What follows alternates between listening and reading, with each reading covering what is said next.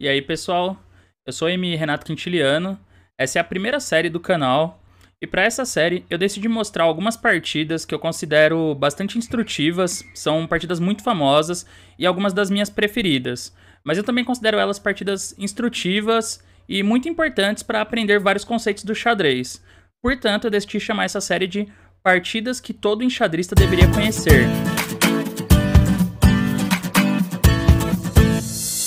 Bom, hoje nós veremos mais uma vez o Keres em ação aí, Paul Keres, o rei sem coroa. Essa é uma partida que eu gosto bastante, eu acho bem instrutiva, mas relativamente pouco conhecida, relativamente desconhecida. Uma partida jogada na Olimpíada de 1935. Mas como vocês já sabem, né, eu sempre escolho para a série aqui as partidas que eu acho que são mais legais de aprender e que mostram melhor alguns conceitos que a gente pode aplicar no nosso jogo. E o conceito aqui que a gente vai ver que o Keres entendia muito bem e que nunca é demais ver exemplos, né, para você poder usar nas suas partidas, é o de material versus desenvolvimento na fase da abertura.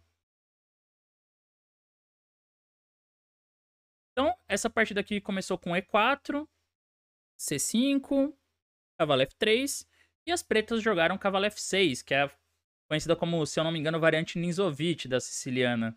As pretas têm todo tipo de segundo lance aqui, né? E6, D6, cavalo C6, G6, só para dizer alguns.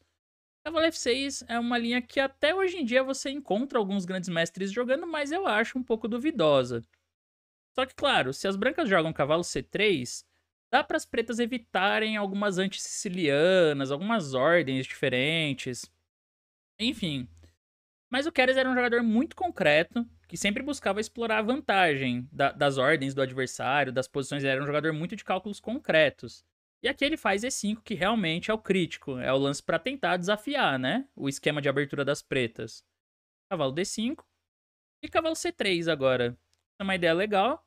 É, claro, se as brancas jogam cavalo por C3, se as pretas jogam cavalo por C3, esse é o mais sólido mesmo. Mas depois de D por C3, tem uma forma de desenvolvimento muito simples e muito boa para as brancas, que é bispo F4, dama D2, roque grande. E o branco tem mais espaço e tem um desenvolvimento fácil também, graças ao peão de E5. Mas o Inter aqui jogou E6, que é uma outra possibilidade. Cavalo por D5, E por D5 e D4.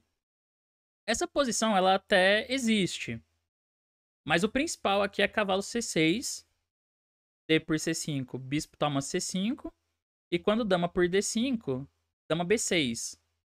As pretas sacrificam o peão de D ali para ter um contrajogo em F2 e tentar jogar por um desenvolvimento rápido.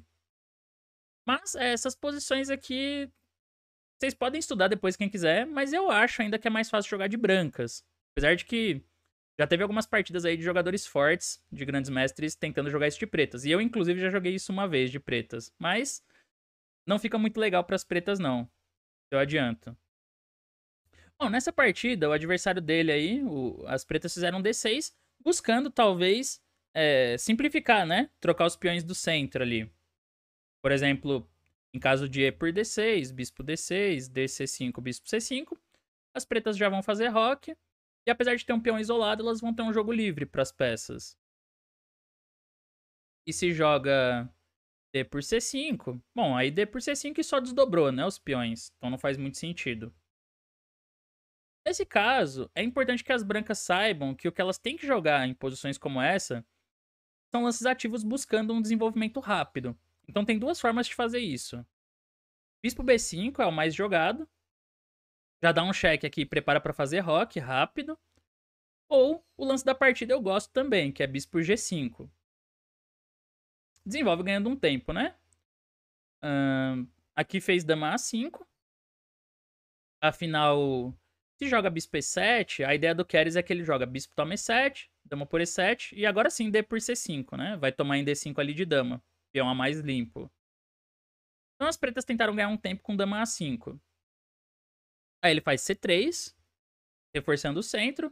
A princípio isso parece muito bom para as brancas, né? Batendo o olho assim, porque o centro das brancas tá bem bonito aí. Mas as pretas tentaram explorar o fato de que depois de C por D4 não dá para retomar de peão, para tentar ganhar um tempo. E aqui o Keres já teve uma ideia muito boa na abertura, que eu gosto bastante, que eu gostei bastante quando eu vi essa partida já na primeira vez. Então eu quero que vocês pensem aí brevemente como vocês jogariam com as brancas. Bom, não deve ter só um lance bom aqui, tá? Já vou adiantar isso. Provavelmente deve ter mais de um jeito de jogar essa posição. Mas a ideia do Karius na partida me agrada bastante, porque ele era um jogador muito direto, muito de iniciativa e de vantagem de desenvolvimento, e ele percebeu como isso poderia ser utilizado aqui a favor das brancas. Por exemplo, se as brancas jogam dama por D4, permite cavalo C6, a tendência é que as pretas consigam ganhar os tempos necessários para terminar o desenvolvimento. Uma linha possível aqui seria, digamos, dama E3. Parece que tá pressionando a coluna E, mas as pretas têm D4 agora. E aí essa dama ajuda, né, no desenvolvimento. Então se cavalo por D4, sei lá, dama por E5. Troca as damas já. Trocar damas vai ajudar o preto, com certeza. Mas o Keres percebe que enquanto ele já desenvolveu duas peças e tem uma posição mais bem desenvolvida, né, um desenvolvimento mais acelerado, o preto só mexeu a dama. Então, o que ele faz? No melhor estilo ali do século XIX, né? Dos jogadores românticos, ele faz bispo D3, desenvolve mais uma peça, D por C3 e roque. E sacrifica 2 peões aí. Então, os pretos sacrificam 2 peões para colocar mais uma peça no jogo e o rei em segurança.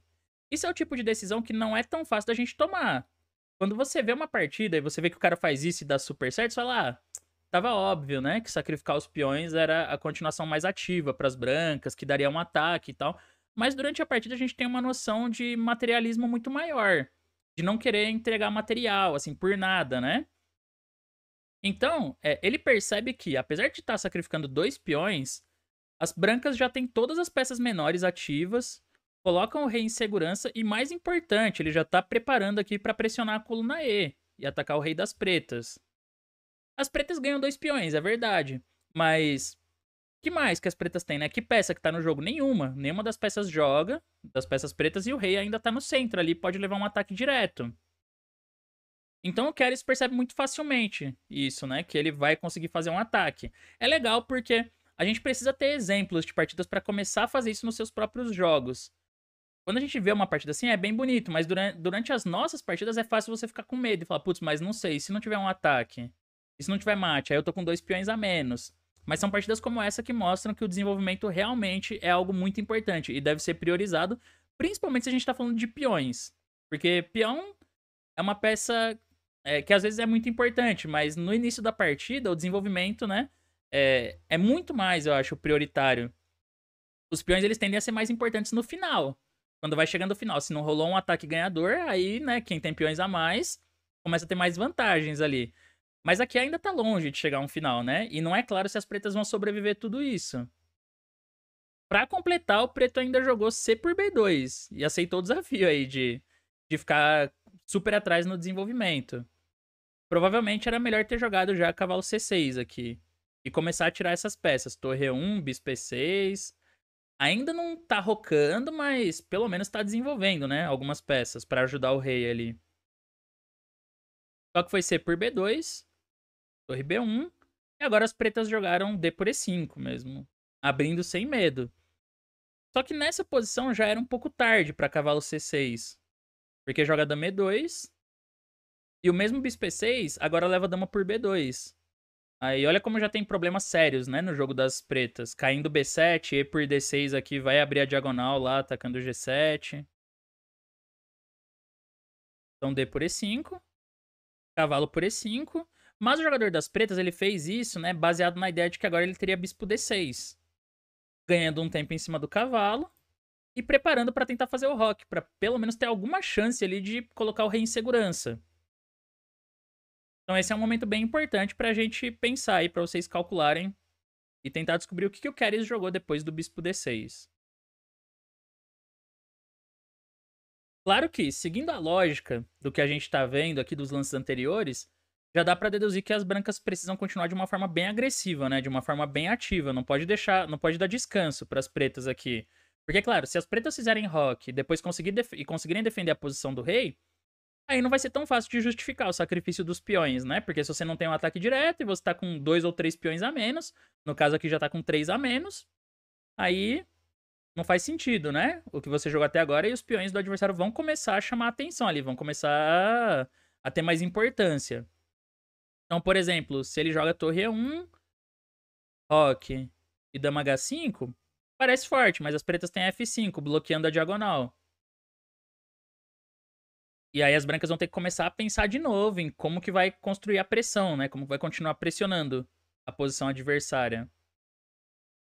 Então, depois de sacrificar 3 peões, o Keres chega à conclusão lógica, mas apoiada por cálculo também, que ele tem que sacrificar uma peça, cavalo por F7, para manter o rei adversário no centro, rei das pretas. Então, rei por F7, dama H5. Isso aqui é bem lógico. Eu imagino que muita gente deve ter pensado no sacrifício, mas ainda assim a posição é legal para treinar o seu cálculo, para tentar calcular com o máximo de precisão possível as variantes que surgem. Por exemplo, depois de rei F8, as brancas têm que achar uma forma de continuar esse ataque. E aí o jeito certo de fazer isso é torre F1, que ameaça mate ali em E8, bispo D7. Agora a gente dá um cheque em F3. E quando o rei G8, tem essa ideia aqui, ó, bispo E7, que ameaça mate em F8. Se bispo toma E7, torre por E7, e não dá pra evitar o mate em F7 dessa vez. Não dá pra evitar o dama F7. E se cavalo C6, que defende com a torre lá em F8, bispo D6, e as pretas continuam com os mesmos problemas, não dá pra tirar as peças. Aqui, o branco até que não tem um ataque de mate direto, né? E as pretas mantiveram aí o quê? 2 peões a mais. Só que é uma questão de tempo até esses peões caírem. O primeiro, que é o de B2, já tá meio morto, né? Já tá caindo. E aqui o branco tem o par de bispos, tem a entrada na coluna E, não tem a casa F8 pra torre preta. Então, muito naturalmente, esses peões vão acabar caindo, enquanto as brancas continuam com as ideias de ataque. Outra jogada que também não serve é rei E6. Isso já tá na cara que não serve, né? O rei caminhando aí pro centro do tabuleiro. Mas pode ser que as pretas tenham um caminho alternativo pra levar esse rei pra C7. Só que de qualquer forma isso falha também por causa de bispo F5. Outra ideia tática. Rei toma e bispo D2. Cheque, né? E ataque descoberto em cima da dama. Por isso fez G6. Natural, né? Bem lógico também e único, obviamente. Então, como que as brancas continuam agora? Claro que, no melhor estilo do Keres, né? Ele não começou esse ataque aqui pra parar depois. Pra pensar duas vezes no que ele vai fazer na posição. Então, G6, bispo toma G6. Então, sacrificou 3 peões e depois 2 peças, né? Ele sacrificou 3 peões na abertura, uma peça em F7 e uma peça em G6 agora. Mas o ponto é que, depois de H por G6, que é forçado, né? Não tem outro jeito de parar isso, dama por H8. E as pretas até tem 2 peças pela torre, né? Na verdade, tem 2 peças e um peão pela torre. Mas a situação do rei super aberto ali em F7 é o que decide a partida, a favor das brancas. Porque o ataque é muito forte, né? E é imparável. Percebendo aqui que a casa tá caindo, as pretas tentaram jogar bispo F5. Parece um lance inteligente, né? Porque você defende o peão de G6 ali e contra-ataca em B1. Mas a próxima jogada das brancas é bem precisa também e ganhadora. Entre outras, né? Tem vários lances ganhadores, mas tentem descobrir qual foi a continuação do Keres, que foi bem precisa. O que falta aqui só pra ganhar, né? Na verdade, tem vários caminhos pro ganho nessa posição, com certeza. Mas o jeito mais rápido de vencer é trazer mais uma peça pro ataque. Pra fechar o rei preto de vez ali. Fechar o cerco, né? Em cima do rei. Então ele joga a torre F1. Simples assim. O ponto é que, se tomar em B1, dama H7. O rei não escapa pra coluna E agora, né? Rei F8, bispo H6, mate. Então, as pretas não têm opção além de bispo E4. Fechando a coluna. Mas agora, qual que é o golpe final? Que acabou com a partida. Pra encerrar aí, né, a série de sacrifícios do Keres, torre por E4, esse é um sacrifício bem fácil. O ponto é que depois de D por E4 e dama F6, as pretas estão perdendo G6 com cheque, também em muitas linhas, né, e ainda tem o ataque ali. Então, por exemplo, se rei E8, ele não toma o bispo direto, ele dá um cheque em E6. Se cobrir dama E7 mate, se rei F8, bispo H6 mate.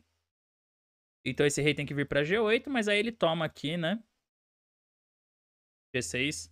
Se ré F8, dama por D6. Se ré H8, bispo F6 é mate. E se ré F8, dama por D6 é cheque. E aí vai ter uma sequência de cheques, né? Vai cair, no mínimo ali cai o peão de B7, mas mais provável é que tenha um mate forçado mesmo para as brancas. Então, depois de dama F6, as pretas abandonaram. Essa partida foi uma miniatura, né? Não chega nem a 20 lances, mas eu acho que a gente consegue ver muito bem assim o estilo do Keres de iniciativa e de como era um jogador muito forte de ataque, né? Mas principalmente pela ideia da abertura, que depois que a gente vê a partida, fica claro que foi uma ideia bonita ali, né, de sacrificar os peões.